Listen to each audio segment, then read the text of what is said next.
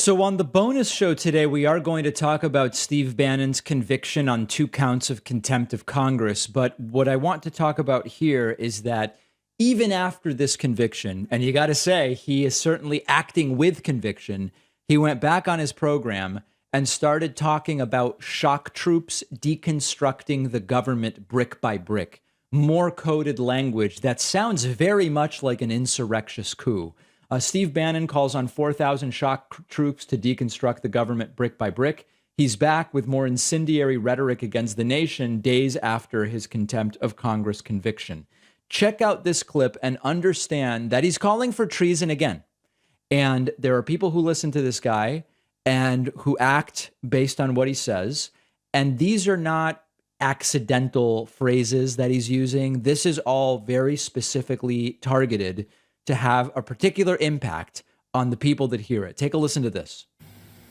We're talking about a Republican democracy because essentially we have taken on the model of really Davos and the Chinese Communist Party of an authoritarian state, undemocratic, with institutions that are not democratic. Now understand that we're going to listen to the entire thing, but this is one of those, oh, the Democrats are going to do voter fraud, and really they tried to steal an election they didn't win.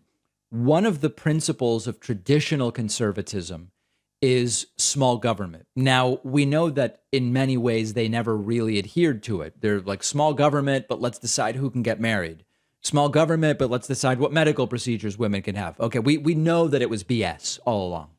But while continuing to claim that they are against authoritarianism, they are increasingly using government as a way to achieve what they want, rather than allowing markets or public opinion or culture or whatever to make decisions. They want, whenever they see something they don't like, they want courts up to and including the Supreme Court to just make decisions that favor them. We saw this when it came to the 2020 election. Didn't win an election? Well, just start filing lawsuits and get courts and judges in the Supreme Court, if you're lucky enough, to decide that you actually get to be president anyway.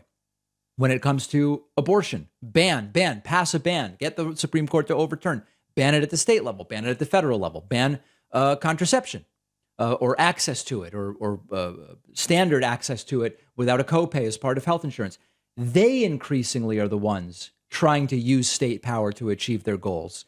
But Bannon insists that it's the left that wants to do that. And state capitalism.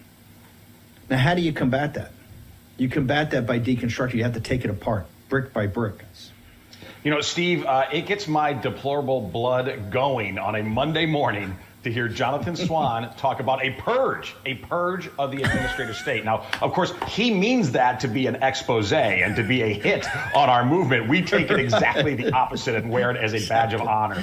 And it tells me that, yes, Jonathan Swan recognizes that there is a plan in place, that this second Trump term is going to be far more consequential than the first one. And the first one was quite consequential. Article 3, I'm going to get Mike, and we're going to have a 1-hour special on the Jonathan Swan Axios articles. I want everybody to understand deeply exactly what we're doing here, okay, exactly what's going on, because you're going to be part of it. And particularly want people to come and step in forward and say, hey, I want to be one of those 4,000 shock troops. Or there's going to be lots of other opportunities. Lots of opportunities for treason. Want to be a shock troop? And what exactly shock troops do, of course, is nebulous. And he's calling for treason again. And the point here of using the various euphemisms is for plausible deniability, right? Deconstruct the administrative state. Okay, well, that's just basically taking apart centers of power in government by eliminating departments. And that doesn't sound violent, does it? Well, though it's not in and of itself, but it's all part of this idea that they need shocking action. And when you talk about troops, of course, you're alluding to force and military force and weapons and all of these different things. This was a term coined by Steve Bannon.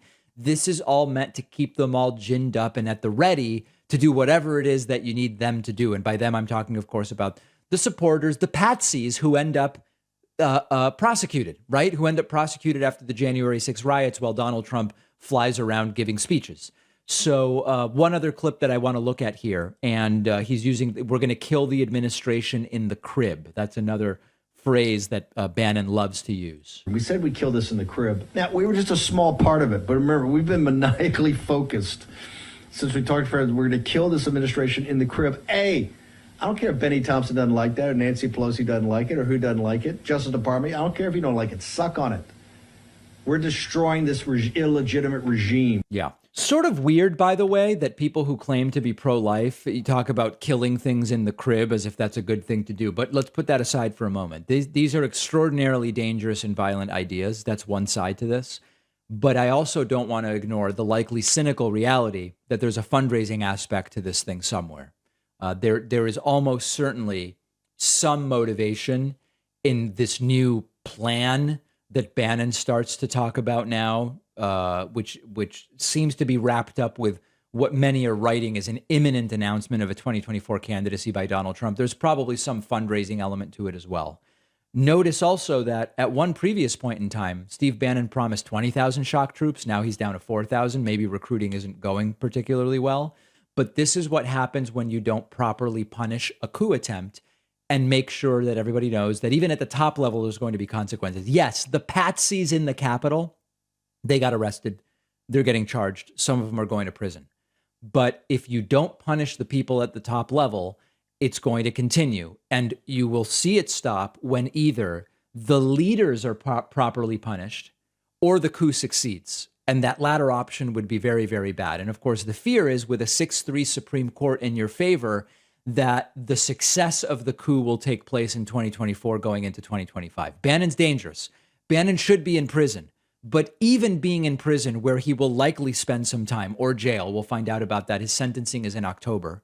He still will likely be able to wield influence. And one of the things judges are supposed to do when they sentence individuals is consider whether they're remorseful and consider whether they're likely to break the law again. Steve Bannon is not remorseful, and Steve Bannon is openly saying he is going to continue getting involved in all sorts of horrible things. He's itching to do more harm, and he should get the maximum sentence. He'll probably end up with the minimum, which I believe is 30 days.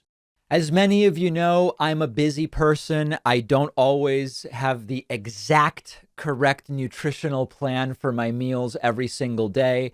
And that's why I also take a multivitamin and a couple of supplements. But doing them all separately can be a little bit time consuming, which is why Athletic Greens is just fantastic. And they're one of our sponsors. I've been using the Athletic Greens since last year. It just really simplifies nutrition. I just do a scoop of the AG1 and I'm getting 75 high quality vitamins and minerals and my probiotics, and it's all from whole food sources. I drink it in the morning. I know I'm good. I don't have to be messing around with different pills and supplements or whatever, or spend time planning what time of day do I need to take each one. I just get it all with one scoop. You can put it in a smoothie. You can drink it straight. It tastes great. And then I'm just good for the day.